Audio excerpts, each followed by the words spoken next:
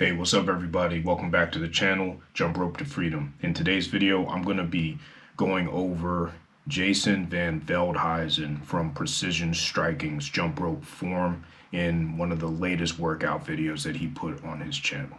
Please subscribe, hit the thumbs up button. All right, let's do this.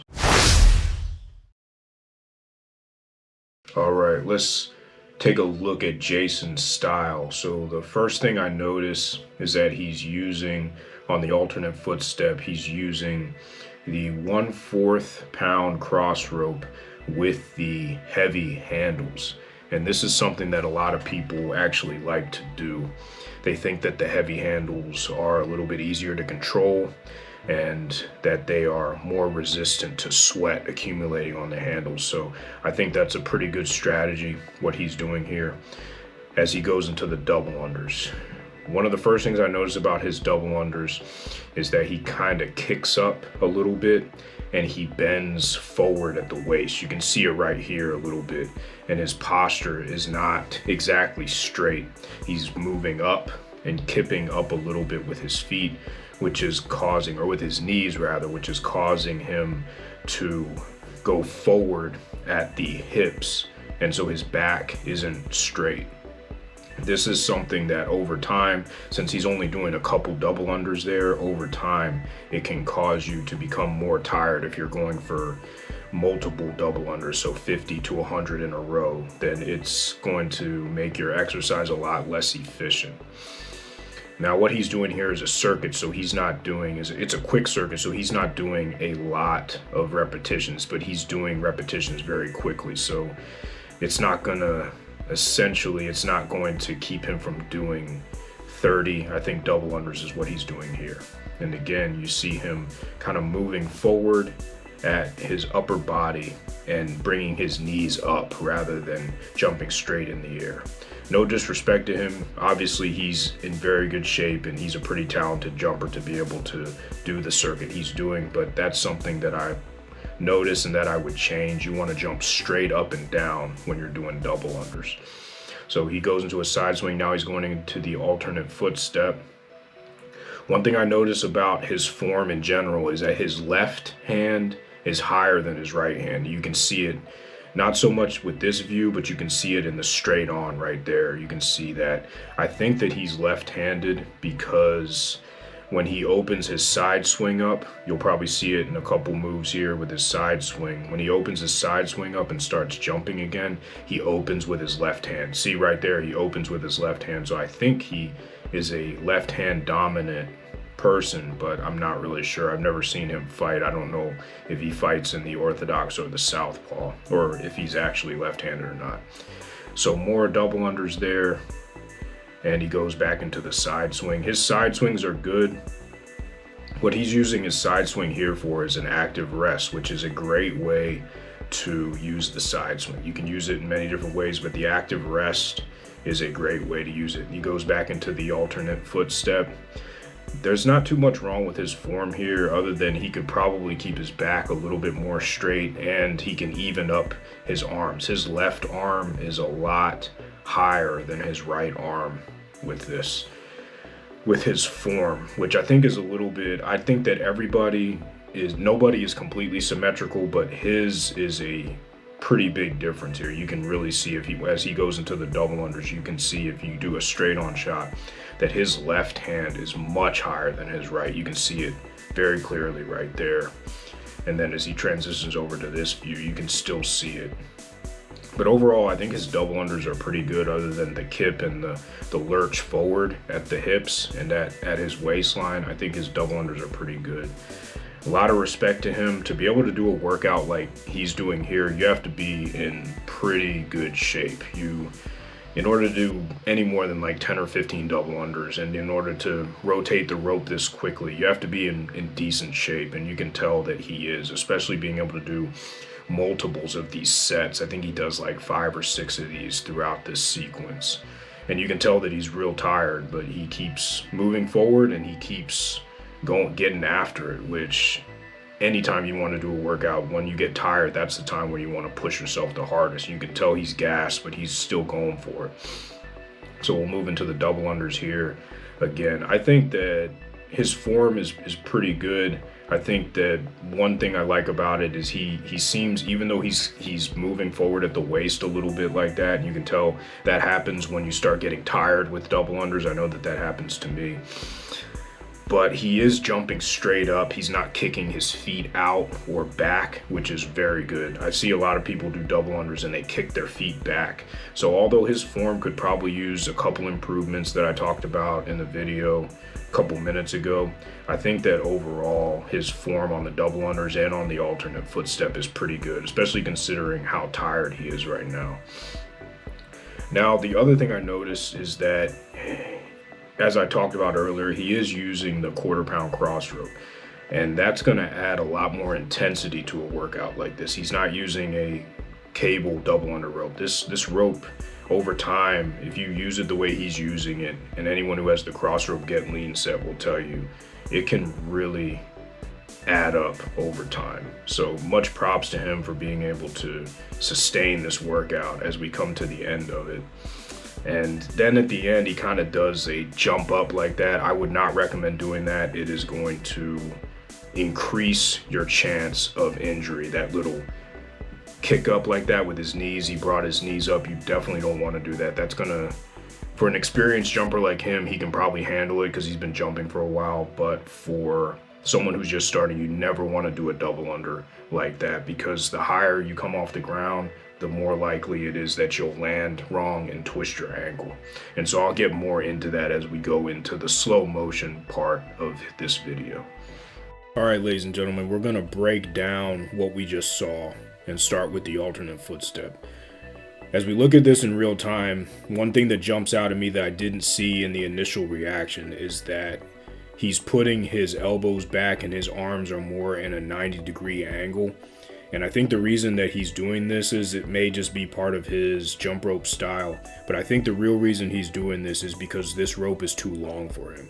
And you can see that he's having to fix his hands above his waist, because if he brought his hands down even more than he's doing now, what would end up happening is the rope is so long that it would catch on his feet, because this rope is looking like it's just too long for him. And you can tell because of the concavity of the rope as it goes over his head, it's going far, far over his head, which is another indicator that this rope is too long for him. As far as his form goes, I hit on it during the reaction portion of this video, but you can see that overall his form is good, but his left hand is noticeably higher than his right hand. So I would recommend that trying to even it out would probably result in something better for him and a better performance for him. But you can see here that he's able to get through this circuit, this portion of the circuit, and the entire circuit without messing up. So if it works for him, I would say keep going, but I would recommend that he shorten his rope. If you have a cross rope get lean set, it's a non-adjustable rope, but it does perform well if you tie knots on each side or on one side, however you need to do in order to make sure that the rope is fitted to your height. So I would recommend doing that. I've been doing that for the past 2.5 years and it's worked out very well. One thing that Jason does here that is very untraditional is the way that he grips the handles of the cross rope. So what he does is, so normally with what you want to do with these handles is you want to grip them with a closed fist and not your thumb protruding out like you would with the slim handles. But what Jason does here is he uses his thumbs. He actually puts his thumbs out on the thick handles, which I think is something that not a lot of people do. I'm not going to say that it's wrong, and it might actually help in building his shoulder muscles, because whenever you protrude your thumb, I've found that it helps, it activates the shoulders a little more. But what he's doing here is highly irregular, but if it works for him, then I think that he should keep doing it. It's just something that I noticed with his form, something that I've tried to do before, but that isn't very comfortable for me, is whenever I grip the power handles, I usually do a grip on the power handles with the power grip or the closed fist grip. Lastly, what you may notice with Jason here is that he uses his arms a lot more than I would recommend. And that's probably because he has his arms bent back at a 90-degree angle, which works for him, and that probably has something to do with his rope length as well. But in slow motion, you can really understand how much he's using his arms versus his wrists. Now, he's still using his wrists quite a bit, and most of the rotation is coming from his wrists, but he's also using his arms to rotate the rope quite a bit. I'd recommend a little bit less arm usage. I think that about 90 to 95% of the rotation should come from your wrists. But again, if it works for him, and obviously he's a very proficient jumper, then I think he should stick with what he's doing. The beauty about jump rope is there are a lot of different ways to do it. What he's doing is not incorrect. It's just not really the way that I would do it. But there are so many different ways to jump rope proficiently, and it's obvious that he is a highly proficient jumper with this workout that he's doing. Let's look at Jason's double under. His double under is pretty good. Like I was saying in the reaction portion of the video, the one thing I would change is him bringing his knees slightly up. This is something that Muhammad Ali did when he did double unders back in his training and boxing heyday. And it's something that is pretty common. You can see it here. He's jumping straight up, but he's bringing his knees up just a little bit. This is something that if you want to do a lot of double unders in a row, you want to avoid doing this. You just want to jump straight up in the air. You don't want to do any kipping with your knees or anything like that. And what the kipping with his knees is causing him to do is it's causing him to bend forward slightly at the waist, kind of like what Michelle Obama does in the video that I did on her and when she was doing double unders, when I broke that down, is that it kind of makes you crunch forward a little bit at the waist, which makes your movement a little bit more inefficient than you want it to be. With double unders, it's all about doing as little movement as possible so that you can do as many as possible. The more movement that you have, the more energy you will produce, which means the less energy you'll have toward the end of your workout. So what he's doing here is not terrible, but it's not something that I would recommend. Kipping your knees up and then bending forward slightly at the waist. You just want to jump straight up and maintain a straight back. Now what he's doing here is he's not doing that many double unders. He's doing about 15 seconds worth. So that's probably about 35 double unders. So he can get away with this here because he is in such good physical condition and because he is a proficient jumper and he knows what he's doing. But if you're just starting off with jump rope, you just want to jump straight up in the air until you get as proficient as Jason and you're able to add more movements into your workout. You just want to jump straight up. It's a lot easier and you will expend less energy if you just jump straight up in the air. Aside from kipping his knees up and bending slightly forward at the waist, his form is pretty good. He's not kicking his legs to the front or kicking his legs to the back, which is a very common error that people will make when they're trying to do double unders. They'll either bend their knees at the front or they will dolphin kick to the front in an exaggerated fashion, which will waste a lot of energy. And the other thing about what Jason's doing here is throughout this entire workout, he never messes up, not once.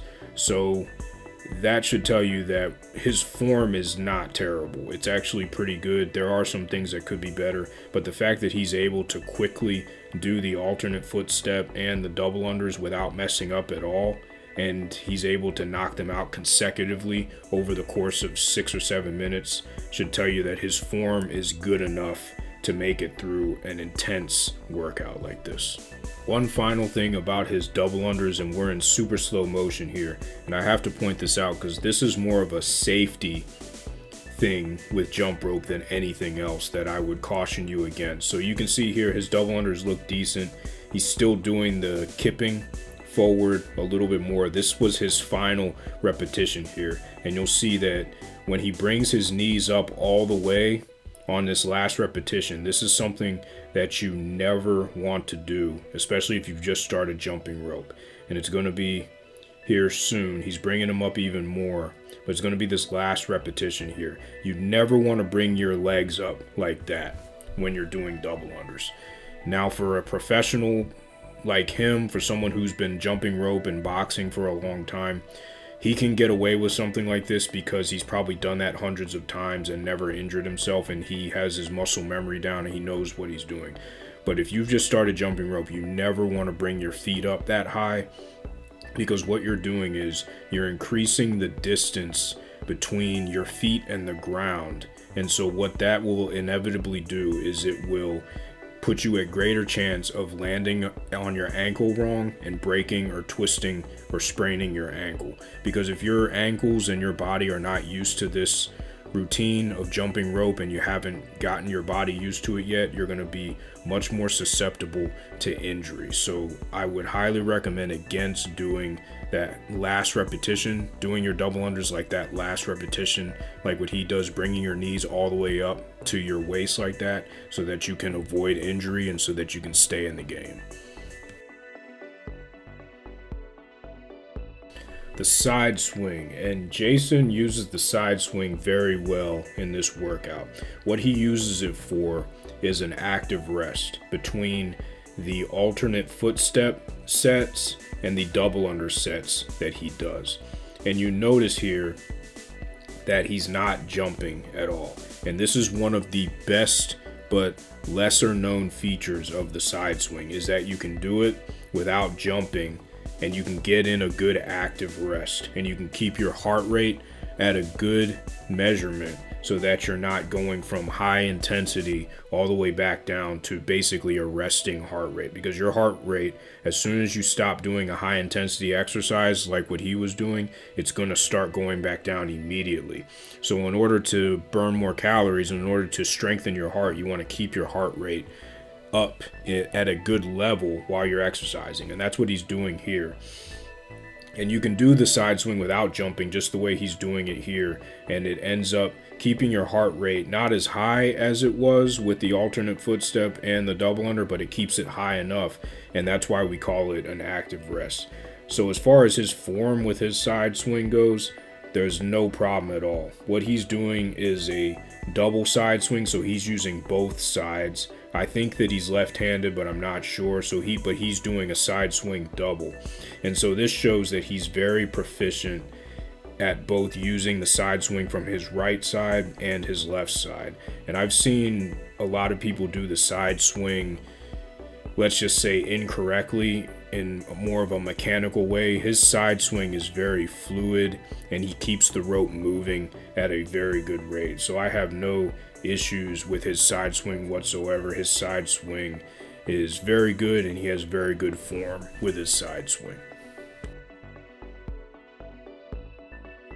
Is Jason from Precision Striking a good rope jumper? Yeah, I think he is. It's obvious that anybody who can make it through the workout that he did with double unders and alternate footsteps at the speed he was doing is a proficient jumper. If your form is really bad, then you're not going to be able to do what he did. So I think there are some things I would change about his form if I were him, and I alluded to those in the video. I went over them in the video, but they're not so glaring that they keep him from getting an effective workout in. It's obvious that he's a proficient jumper and that he's able to make it through a workout like that. He nailed all of his double unders and all of his alternate footsteps without messing up once, which is pretty difficult to do even for the most seasoned jumper. So overall, yes, Jason is good at jumping rope in my eyes, and he's very proficient with his jump rope skills.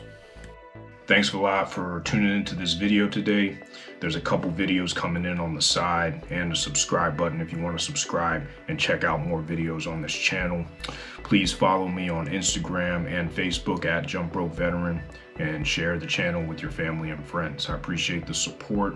Jump Rope to Freedom. Peace, everybody.